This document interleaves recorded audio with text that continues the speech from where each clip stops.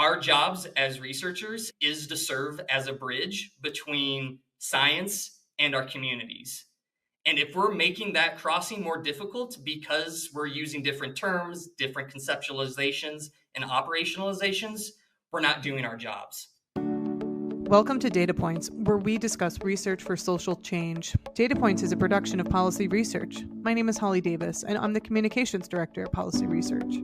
In this episode, Dr. Gina Vincent and Dr. Spencer Lawson of UMass Chan Medical School will discuss their research evaluating the disparate impact of risk assessments. Gina is a professor and co-director of the Law and Psychiatry program in the Implementation Science and Practice Advances Research Center at the UMass Chan Medical School. Dr. Vincent has specialized interests in juvenile justice, particularly with respect to implementation science and policy research, risk assessment for reoffending and violence, behavioral health screening, risk-need responsivity, and the development of screening and assessment tools. Spencer is an assistant professor in the Law and Psychiatry program and Implementation Science and Practice Advances Research Center in the Department of Psychiatry at UMass Chan Medical School. His career mission is to manage and prevent behavioral health conditions among people across multiple points in the criminal legal system through implementation and deployment-focused research of data-driven risk screening and assessment and risk-need responsivity approaches. Thank you both so much for joining me today. Hello, thank you for having me. Hello, Holly. Thank you for having me. Can you tell me a little bit about what brings you to this work, like why risk in general? Yeah. What brings me to this work is deployment-focused research. My passion is being a community-engaged researcher.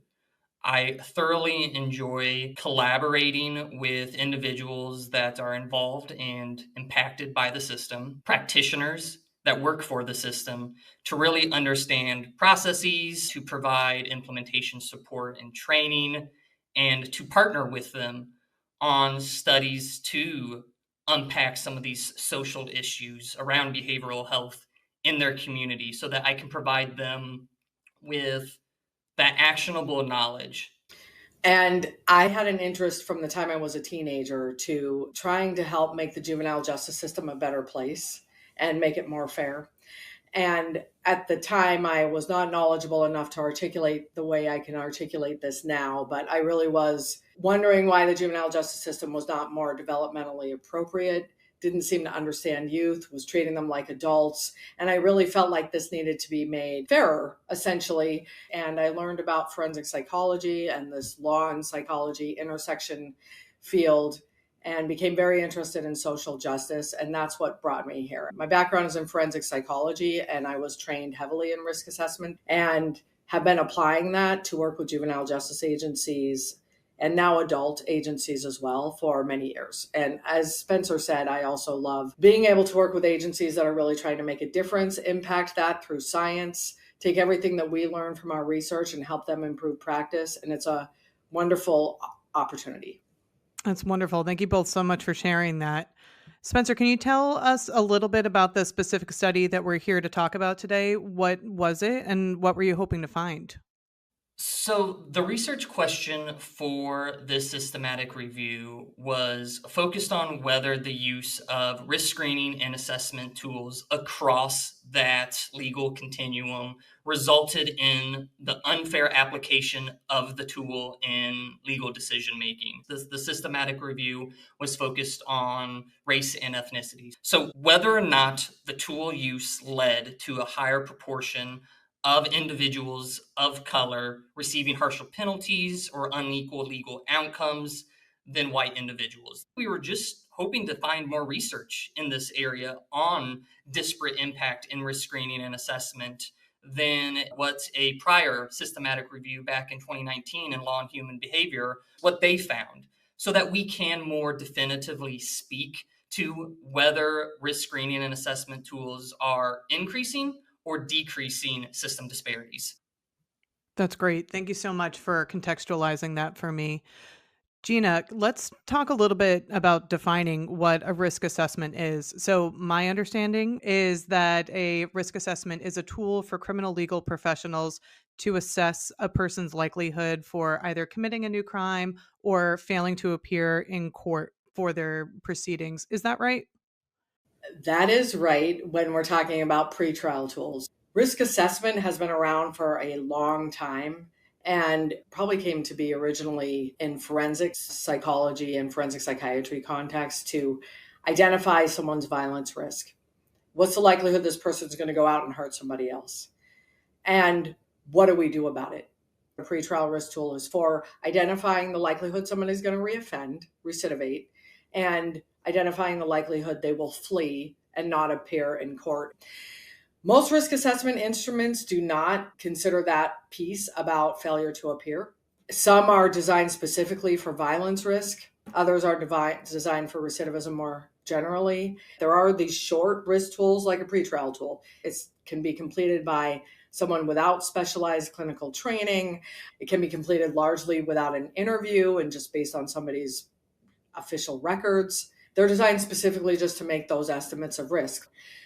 But then there's more comprehensive risk assessment instruments that are conducted by someone with more in-depth training. It doesn't have to be a clinician. And those instruments are really used to tell us not only what's the likelihood somebody's going to get in trouble with the law again by reoffending or being violent, but they're also going to give us some information about what might be driving that behavior in this individual so that we know what to put in place in order to intervene effectively. So for example, if an individual's strongest risk factor seems to be their drug or alcohol misuse, we can make that leap. That's likely what's causing their offending behavior. And if we just help them to get sober or give them some tools to help with their recovery, we may prevent them from continuing to do that in the future. I think the main point here is that there are many types of risk assessment tools. They have specific purposes, they have specific designs, and the types of instruments that were used in the study that Spencer and I did covered the whole gamut.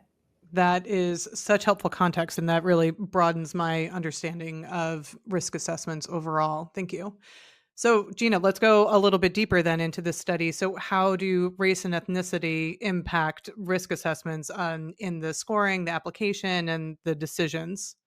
That's a terrific question, Holly, and it's kind of a loaded question because there is a lot of concern that race is influencing scoring of risk assessment instruments, especially these pretrial ones.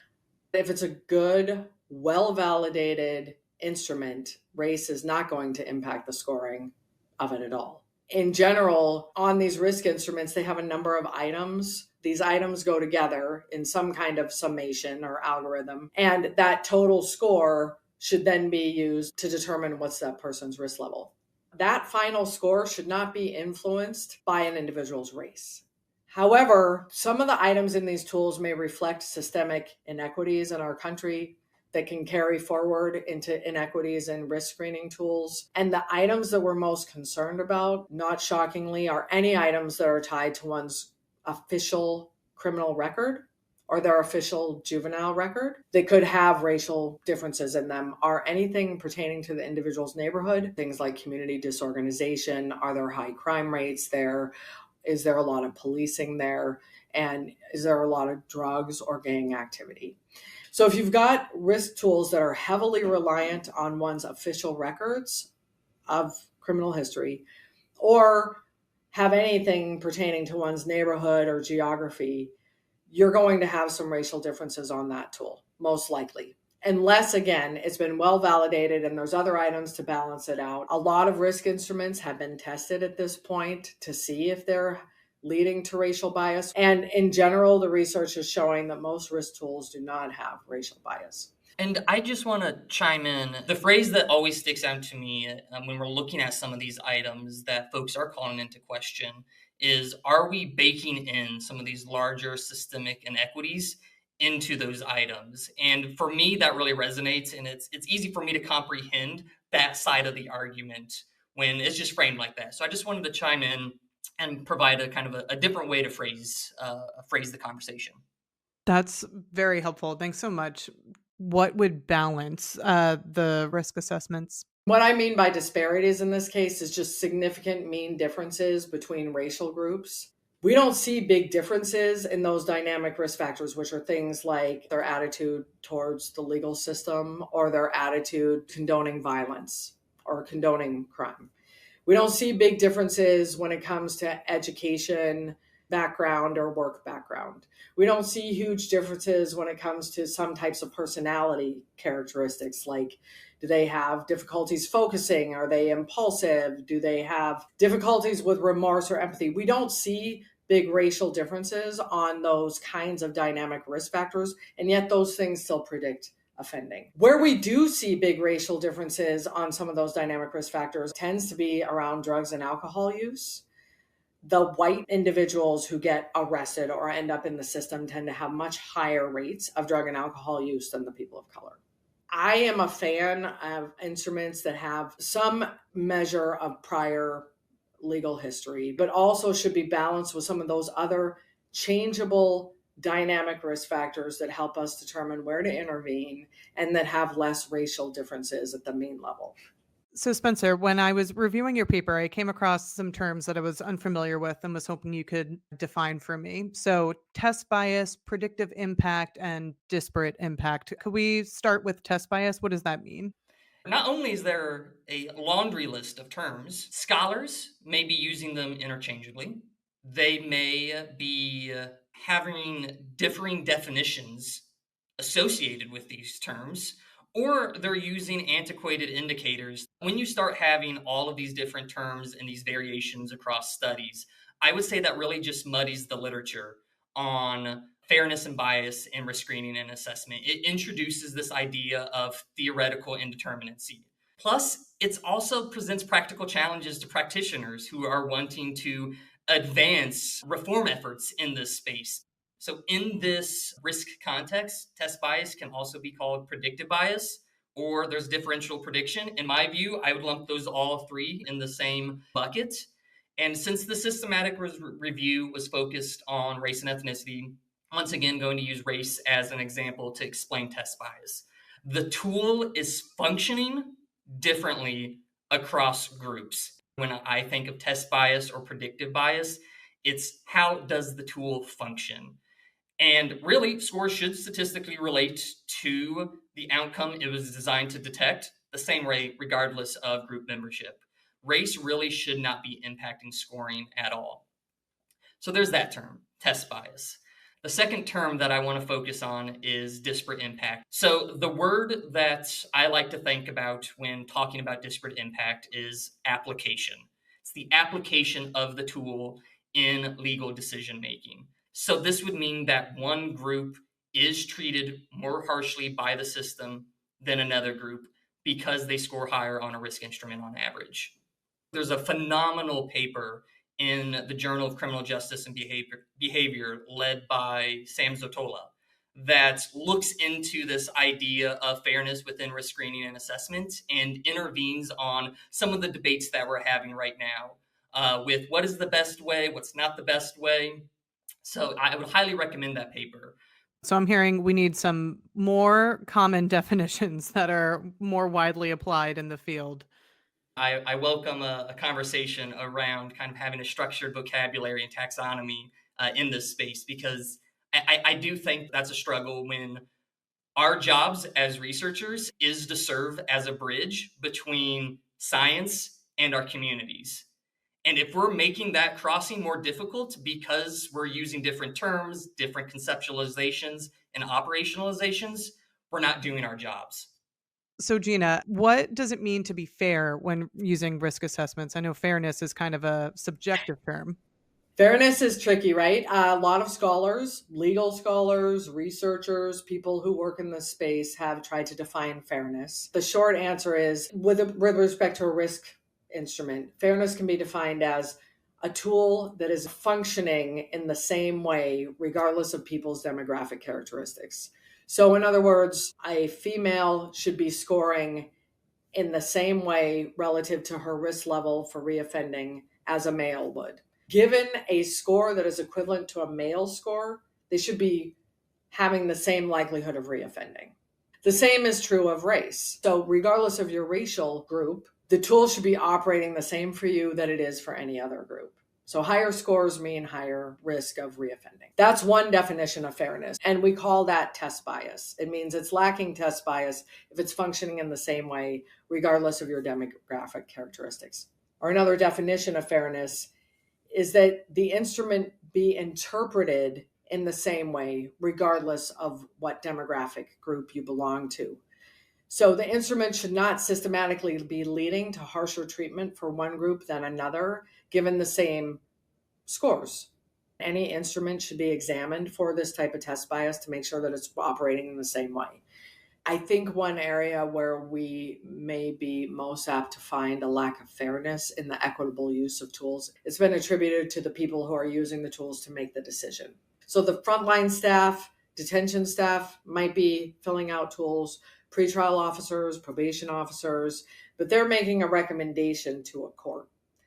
Where we would see something being unfair is if the officer says, hey, this person scored a 5, that puts them in the moderate risk category. And then the decision maker, whoever that may be, says, oh yeah, but they committed a really serious offense, and therefore I'm going to override them. That's when we start considering the use as unfair. Before, we mentioned that risk assessments can be a little divisive, and it seems like the field seems to be a bit split. Some groups think that they're a very objective tool, while others believe that risk assessments further disparities for minoritized groups.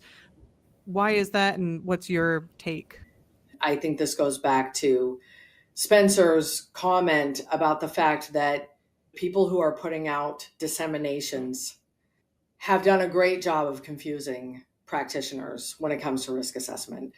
Some work that came out from Angwin and others from ProPublica came out with a very harsh statement that these tools are biased. Once they put that out, several big organizations who prior had been helping places put risk tools into place stopped doing that and came out with statements that they're not going to do it anymore because these instruments are biased and hurting people of color.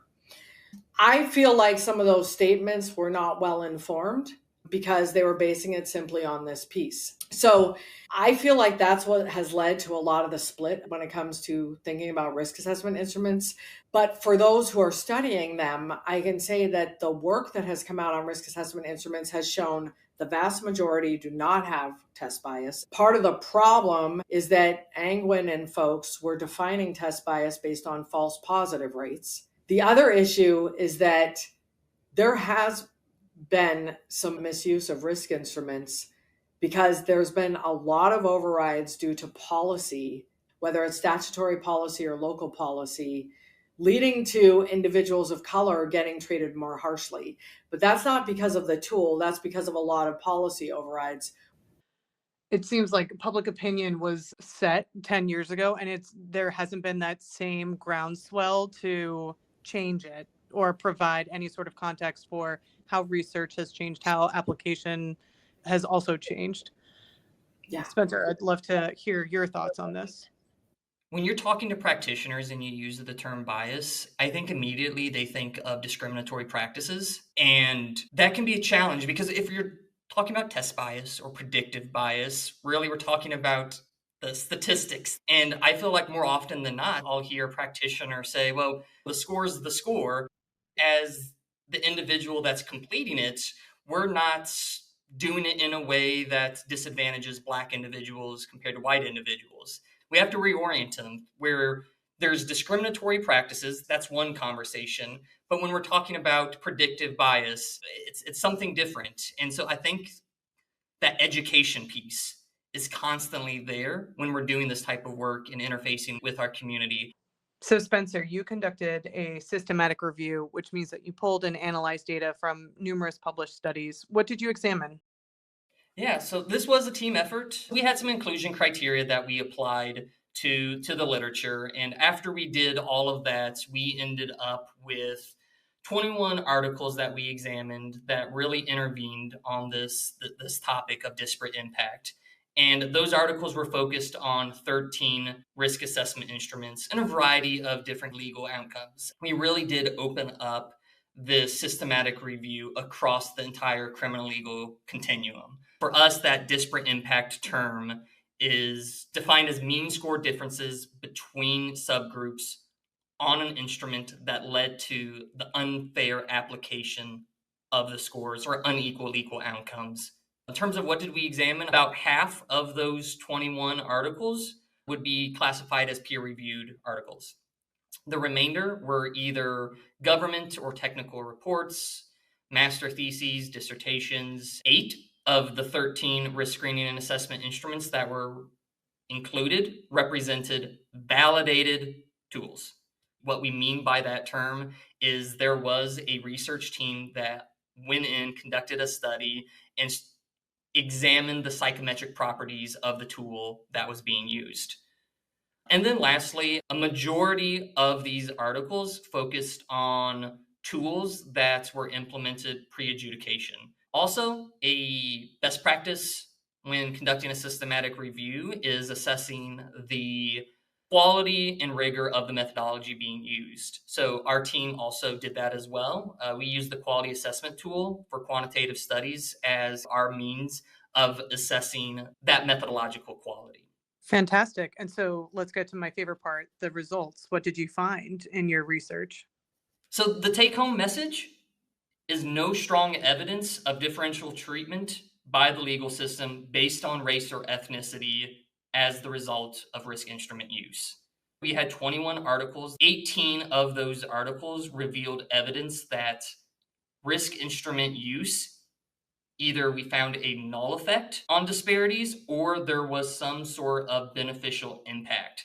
So disparities were reduced by the use of the risk screening and assessment tool. When we say null effect, what we mean is that risk instrument use did not lead to the creation of disparities in legal decision making, nor did it worsen existing ones.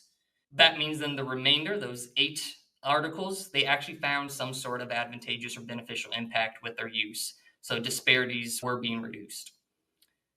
A really important finding is going back to that methodological quality. So out of those 18 articles, only 5 of them actually had strong methodological quality. So now pivoting then to those remaining 3. Those were the articles that we actually did find evidence of disparate impact on risk assessment instruments. And of note, only one of those articles actually had strong methodological quality. So overall, the current evidence signals that risk instruments are not resulting in harsher treatment for individuals with minoritized racial and ethnic identities. I think the take-home message is there's no good evidence that these tools are leading to a disparate impact or treating one group more harshly than another. And in fact, there's more evidence showing that it's helping reduce disparities than there is evidence showing that it's increasing disparities. So, Spencer, in your paper, you've noted that there were not many high quality articles for you to select from. Why do you think that is? Yeah, great question. I would like to point to 2 potential reasons. So one is just higher quality research is difficult to do, right? Quality research on the disparate impact of risk screening and assessment requires both pre-implementation data and post-implementation data. Scholars need data on the percent of people in each racial and ethnic group who received the legal decision-making outcome in question before a risk tool is put into place, and then comparing that to the data after the risk tool is put into place. The second reason is the importance of examining disparate impact of risk tools has received attention relatively recently. So I would like to point to a journal called Criminology. They have a 2016 article by Jennifer Skeen and Christopher Lowenkamp. This article by them really elevated the concept of disparate impact within the field. So it's still a relatively new area that us scholars are exploring within risk tools. That's really helpful to hear. Gina, what role do you think that education and training play in the effective use of risk assessments? It's very important to have education and training related to how to complete the risk assessment instrument. So the judges, the officers who are going to be completing the instrument, the institutions that are going to be looking at the data, the attorneys, so that we're sure that they have buy-in to the process and everybody's voice is heard. It's critical that everybody be educated about the why, have their input, and understand how this needs to work in order for it to effectuate any change. There's 2 really good guidebooks that I'm going to refer to here. There's Risk Assessment in Juvenile Justice, a guidebook for implementation, which is something that I put out with Laura Guy and Tom Grisso, where we talk a lot about where education factors in and all the implementation steps for putting a risk tool in place effectively. And then there's also the one by Sarah Demaray at PRA, David Amora, and Lahiz Tavares. And that's called Advancing Fairness and Transparency, National Guidelines for Post-Conviction Risk and Needs Assessment. Risk assessment, as we talked about, is done in multiple steps. So these two guidebooks together kind of talk about every step at which risk assessment may be implemented and where education falls into place. The most effective implementation strategy is going to involve getting buy-in from all the partners. And education is not a one and done. It's never a one and done. It's constant messaging, not only because we have turnover, but also because, we're humans, we forget. And so constant messaging is going to be critical. What sort of cadence do you recommend for that messaging? Every 6 months minimum. But that's where you actually want to intentionally put out a message about it or do another training about it. I think anytime that an officer is presenting results of a risk assessment instrument or a risk needs instrument to the court or to an attorney, it's important to remind them about risk need responsivity, which is really the framework that we're largely trying to follow here. I think many of the legal actors that we involve ourselves with when it comes to risk screening and assessment, they wear multiple hats. One hat is being a screener, but they also are wearing this education hat, right? Because they themselves are getting in front of the judge or their peers, and they're having to explain, like Gina mentioned, the value of risk need responsivity, infusing that into their process. Thanks so much, Spencer. Gina, what kind of policy or practice changes do you believe could improve the perception of fairness and accuracy of risk assessments? I think the education piece is an important one. Ensuring that you have examined your instrument, ensuring that it's been examined for fairness, reminding folks that this has been tested and we know that it works for these different groups is going to be critical. But there is another really important policy and procedural change that I think we have hit on recently in our work with PRA that's been funded by the MacArthur Foundation. And that is that unhook the instrument, the risk instrument, from the policy. So this was kind of blown wide open by Jennifer Scheme, Montoya, and Chris Lowenkamp. In 2023, they came out with a widely publicized piece looking at the federal pretrial tool and found that 79% of racial bias in federal detention settings is coming from mandatory policies and criminal history, not the risk tool that's being used. And the kinds of mandatory policies that we're talking about are, the common one is type of offense. Did the person come in on a warrant? Did they come in on a violation of some sort?